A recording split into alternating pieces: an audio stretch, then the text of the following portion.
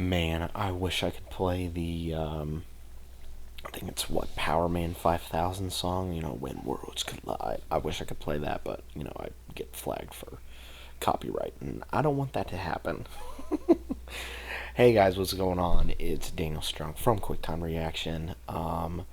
Yeah, after all of the movies that I saw tonight, um, we still have a wrestling show. We have a couple wrestling shows this weekend, more specifically tomorrow.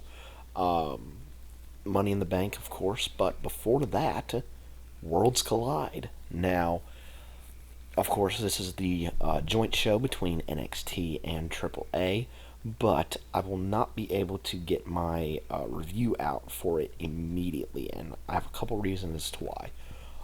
One, it is literally right before Money in the Bank, so I'm not going to have a lot of time to sit down and actually record a review and go and watch Money in the Bank. And two, I actually have an event going on that is happening as Worlds Collide is taking place, so I won't be able to watch it live, and you know, and then be able to go and record a review. I just don't see that happening. So I will watch the show after Money in the Bank, and then get my review recorded after the fact. But you're still going to get a review about it. So, without further ado, let us discuss the matches that are going to be happening on the show. First off, we have a six-man tag as Legado del Fantasma, Santos Escobar, Angel, and Berto take on El Hijo de Dr. Wagner Jr., Pagano, and Psycho Clown. Actually, a funny little story. I actually saw Psycho Clown wrestle at a Warriors of Wrestling show. I believe Warrior Wrestling 20. I actually saw him wrestle, so I actually know at least I know four of the guys. Obviously the WWE crew, but I know Psycho Clown, so that'll be cool. So I think, because if my memory serves me correctly, I believe Legado del Fantasma are heels. Um, and my assumption is you would want some goodwill from this partnership with AAA. And so I'm going to suggest that the babyface team wins this. Wagner Jr., Pagano, and Psycho Clown. That's who I have winning this six-man tag. Now, in the other six-man tag, we have the LWO of Dragon Lee, Cruz del Toro, and Joaquin Wild was going to be in this match, but he got concussed, I think, during a speed taping, so he's not in the match. But Lince Dorado is in this match, and they are taking on Octagon Jr., Aerostar, and Mr. Iguana. And I think just to keep things nice, fair, and balanced, I'm going to say that the LWO are going to win this six-man tag. Just to keep everything nice and balanced. On we go to the women's tag match. Stephanievaquer, who is going to be competing in the women's Money in the Bank match, not long after this show gets done. So I imagine this match it'll be the opener or it will be the second match on the card.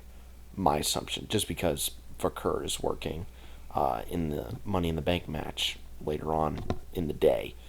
Vaquer and Lola Vice take on Chic Tormenta, or Cheek Tormenta. I don't know how you pronounce that first name. And Dallas. Again, I'm sorry about these pronunciations. I'm trying my best.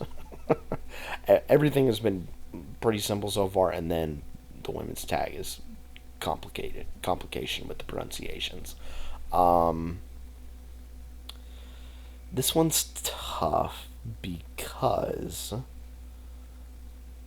I would say, again, goodwill. Maybe give it to the AAA ladies, but my assumption is that Vaquer's not going to win the women's Money in the Bank match, so might give her this as a bit of like, hey, thank you for being in NXT, and this is kind of like your going away present. You get to win this tag match.